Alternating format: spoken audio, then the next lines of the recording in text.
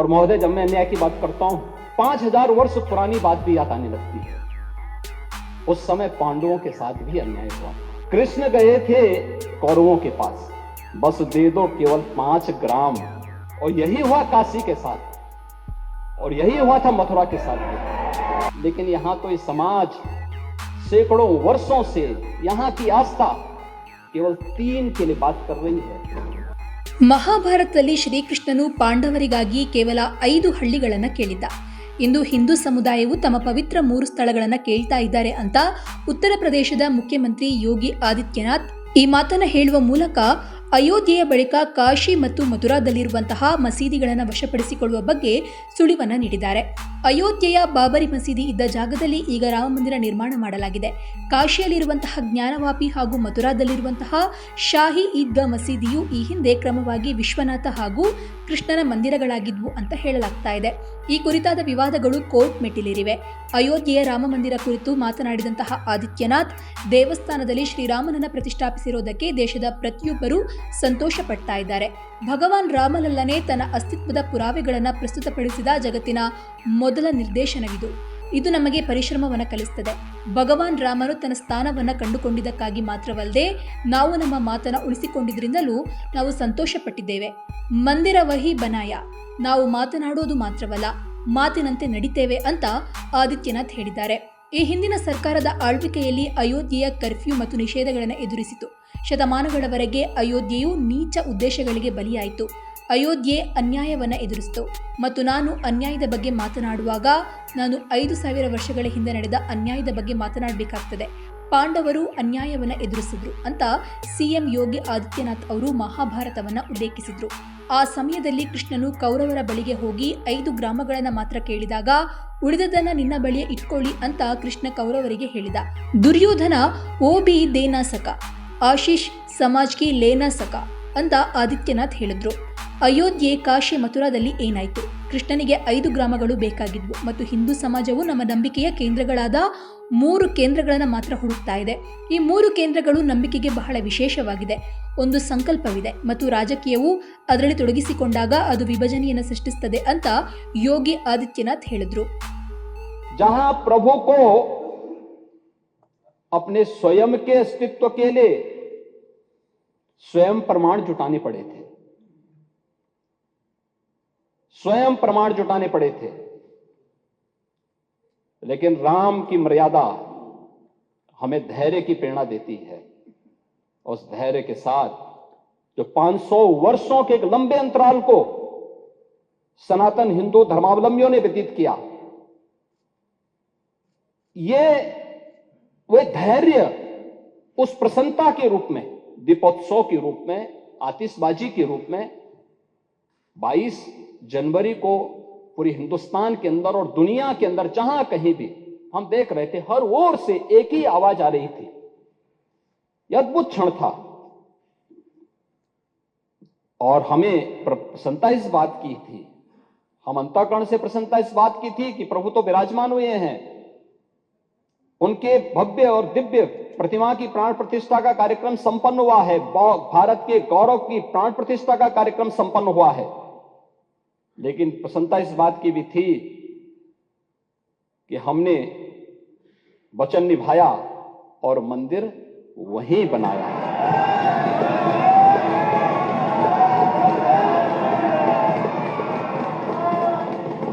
जो कहा सो किया.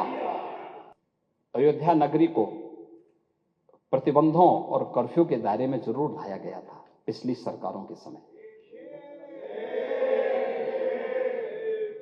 सदियों तक अयोध्या कुत्सित मनसा के लिए अभिषिक्त थी, एक सुनियोजित तिरस्कार भी झेलती रही.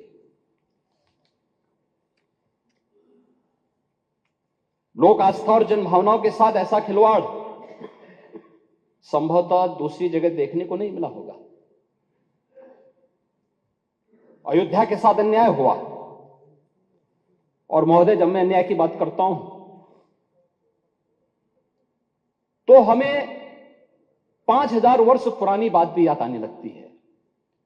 उस समय पांडवों के साथ भी अन्याय हुआ था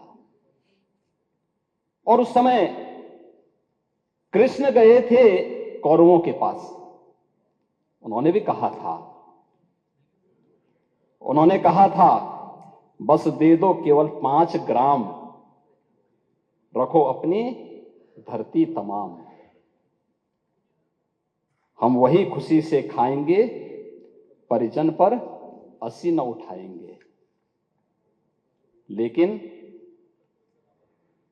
दुर्योधन वह भी दे न सका, आशीष समाज की ले न सका। यहां तक कि उसने भी भगवान श्री कृष्ण को बंधक बनाने का कुत्सित प्रयास किया। उल्टे हरि को बांधने चला, जो था साध्य साधने चला। यही तो हुआ था। यही तो हुआ था अयोध्या के साथ, और यही हुआ काशी के साथ, और यही हुआ था मथुरा के साथ भी। हमने यही तो कहा, उस समय 5 गांव मांगे थे।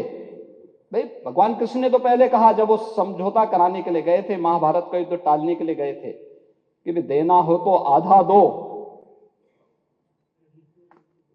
लेकिन इसमें भी यदि बाधा है तो दे दो केवल 5 ग्राम। लेकिन वो 5 गांव, लेकिन यहां तो इस समाज सैकड़ों वर्षों से यहां की आस्था केवल 3 के लिए बात कर रही है, 3 के लिए।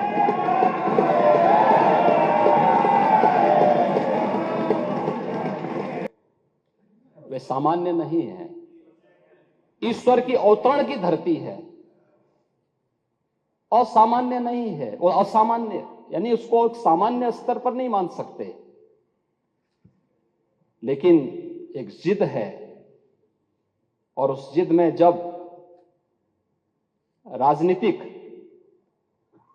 उसमें तड़का पड़ने लगता है और वोट बैंक बनाने की राजनीति होने लगती है, तो वहीं से फिर विवाद की स्थिति खड़ी होने लगती है। यानी लोक आस्था, भारत के अंदर लोक आस्था का अपमान हो, बहुसंख्यक समाज गिड़गिड़ाए, ये पहली बार देखने को मिला। दुनिया देख रही है, स्वतंत्र भारत में काम पहली बार पहले होना चाहिए था, 1947 में प्रारंभ होना चाहिए था।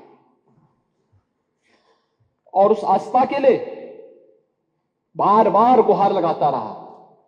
हमने तो केवल 3 जगह मांगी, अन्य जगहों के बारे में कोई मुद्दा नहीं था। अयोध्या के लिए, और देखिए अयोध्या का उत्सव लोगों ने देखा तो नंदी बाबा ने भी कहा, भाई हम काहे इंतजार करें,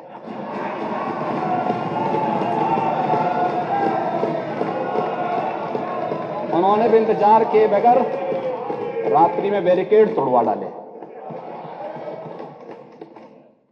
और हमारे कृष्ण कन्हैया कहां मानने वाले हैं।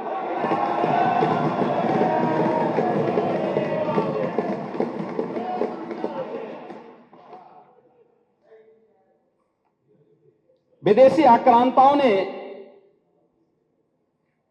केवल इस देश के अंदर धन दौलत ही नहीं लूटा था, इस देश की आस्था को भी रौंदने का काम किया था। दुर्भाग्य है, आजादी के बाद उन विदेशी आक्रांताओं को महिमा मंडित करने के कुत्सित प्रयास हुए अपने वोट बैंक के लिए। सदियों की प्रतीक्षा अयोध्या में दूर हुई। आज अयोध्या में इंटरनेशनल एयरपोर्ट है, 14 से 15 फ्लाइट अयोध्या से देश के अंदर अलग अलग स्थानों पर जा रही है। ये अयोध्या में प्रारंभ हुआ है।